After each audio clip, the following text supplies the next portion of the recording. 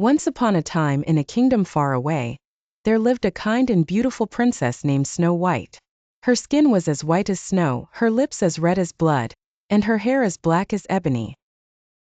However, her beauty did not bring her happiness, for her stepmother, the queen, was envious of her. The queen possessed a magical mirror, and every day she would ask it, "Mirror, mirror on the wall, who is the fairest of them all?" As long as the mirror answered that she was the fairest, she was content. But one day the mirror replied, "Snow White is the fairest of them all."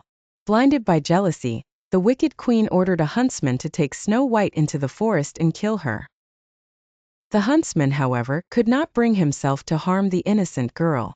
He let her go, and Snow White fled deeper into the forest, eventually finding refuge in a small cottage inhabited by 7 dwarfs. The dwarfs, who worked in a nearby mine, welcomed her into their home upon hearing her plight.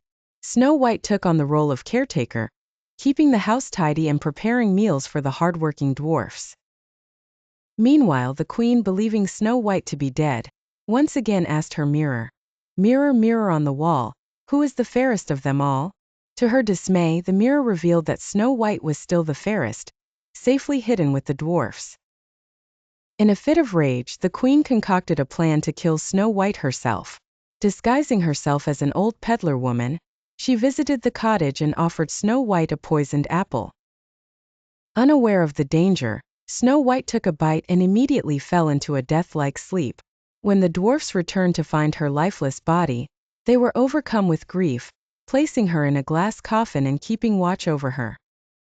One day, a prince traveling through the forest came upon the mourning dwarfs and the beautiful princess in the coffin. Enraptured by her beauty, he kissed Snow White, breaking the spell and bringing her back to life. Snow White and the prince returned to his kingdom, where they were married and lived happily ever after.